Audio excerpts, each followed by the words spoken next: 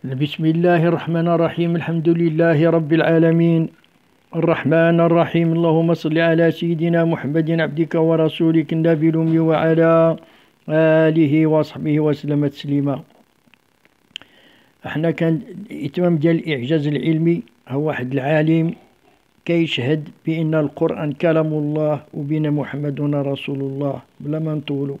يقول الله عز وجل: أعوذ بالله من الشيطان الرجيم إن الذين يكتمون ما أنزلنا من البينات والهدى من بعد ما بيناه للناس في الكتاب أولئك يلعنهم الله ويلعنهم اللاعنون إلا الذين تابوا وأصلحوا وبينوا فأولئك أتوب عليهم وأنا التواب الرحيم. وقال رسول الله صلى الله عليه وسلم: بلغوا عني ولو آية. صدق رسول الله صلى الله عليه وسلم. هذا العالم سميتو le professeur Palmer USA يقول: Comment la preuve pourrait-elle être apportée à ceux qui ne s'expriment pas dans la langue des Arabes et qui ne peuvent donc pas mesurer comme par le passé le miracle de sa rhétorique? Doivent-ils apprendre l'arabe et maîtriser sa connaissance? Dieu a-t-il dans sa miséricorde pour eux et pour toutes les générations établi des preuves suffisantes pour l'humanité entière dans la diversité de ses races et de ses époques? Cet entretien s'est déroulé avec le professeur Palmer, l'une des grandes références en géologie aux USA, et qui a été le président du comité chargé de la célébration du centenaire de l'Association américaine des géologues.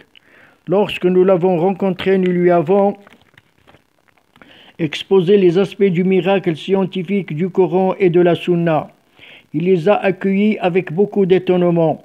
Rappelons ici une anecdote assez amusante qui s'est produite lorsqu'on lui a dit que le Coran mentionne la région la plus basse du monde sur la terre et précise qu'elle est proche de Jérusalem où s'est déroulée la bataille entre l'Empire perse et les Byzantins à Rome.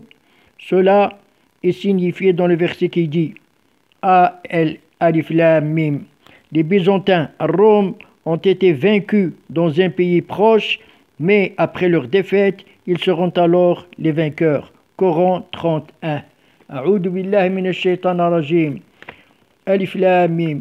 Ghulibatir Rum fi adna al-ardi wa hum min ba'di ghalibihim sayaghlibun. Sadaqallahu al-azim.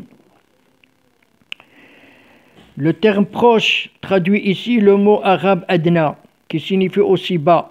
Les exégètes ont retenu dans leur interprétation le sens de proche, c'est-à-dire proche de la presqu'île arabique, mais la seconde signification du mot est également usité. Ainsi, le Saint-Coran use d'un seul terme pour couvrir plusieurs significations, comme l'a décrit le prophète sallallahu alayhi wa sallam en affirmant: Dieu m'a accordé la maîtrise des mots. Lorsqu'on a étudié la région la plus basse sur la terre, on a constaté qu'il s'agissait de la région où s'est déroulée la bataille où les Byzantins ont été vaincus dans ce pays proche. Lorsqu'on a tenu ce langage au professeur Palmer, il a répondu: non, plusieurs raisons sont plus basses que la région citée. Il a cité des exemples de régions en Europe, d'autres en Amérique. Nous lui avons demandé de confirmer cela.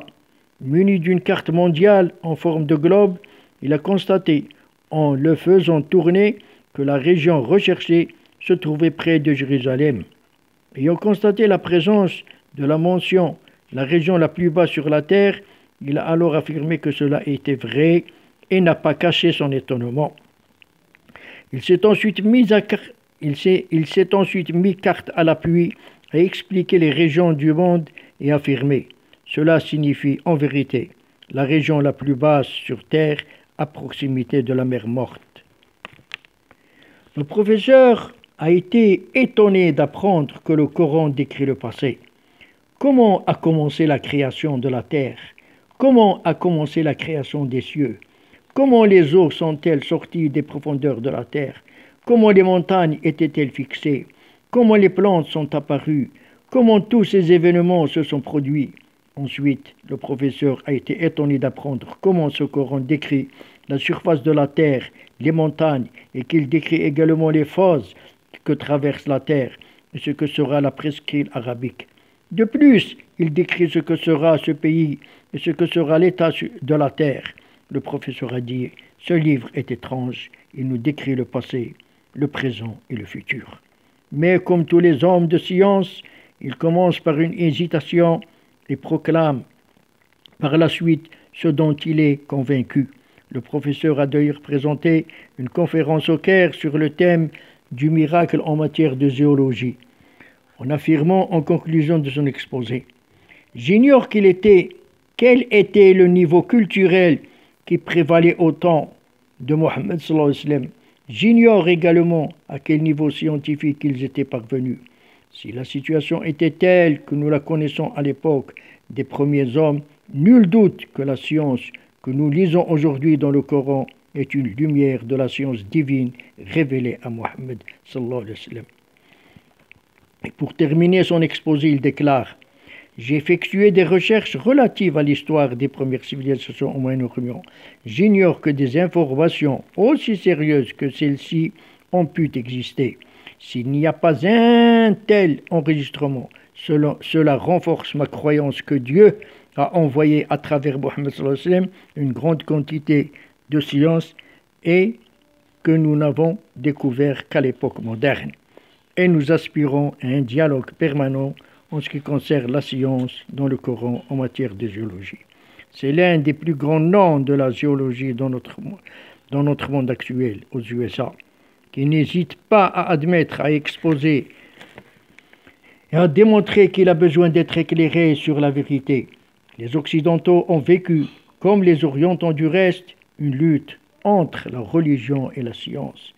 Une telle lutte était inévitable parce que toutes les religions étaient falsifiées et Dieu a envoyé Mohammed sallallahu alayhi wa sallam pour que le message de l'islam contribue à corriger ce que les autres ont altéré dans les religions. On pourrait s'interroger: comment ces gens-là peuvent admettre cela lorsque nous demeurons sous-développés et loin de notre religion? Je dirais que la science éclaire la perception de ceux qui la pratiquent. Ce sont les vérités qu'ils regardent et nullement l'aspect extérieur. Le capital de l'islam aujourd'hui réside, entre autres, dans la science et les progrès scientifiques, car même cette science s'incline humblement devant la grandeur de Dieu et la tradition de son prophète sallallahu alayhi wa sallam. Ensuite, la nature instinctive dont Dieu a muni les hommes ne s'apaise qu'avec la foi. Sans foi, les gens vivent dans la perplexité et l'angoisse. Sans foi, les gens vivent dans la perplexité et l'angoisse. Sans foi, les gens vivent dans la perplexité et l'angoisse. Cette liberté dont jouissent les Occidentaux a permis à leur homme de science de dire ce qu'ils croient être juste, ce dont ils sont convaincus, sans crainte ni calcul, et les voilà tels que nous les avons entendus dans ces rencontres. Reconnaître et admettre le miracle de notre époque, le miracle vivant qui se renouvelle jusqu'à l'heure du jugement dernier. Assalamu alaikum wa rahmatullahi wa barakatuh.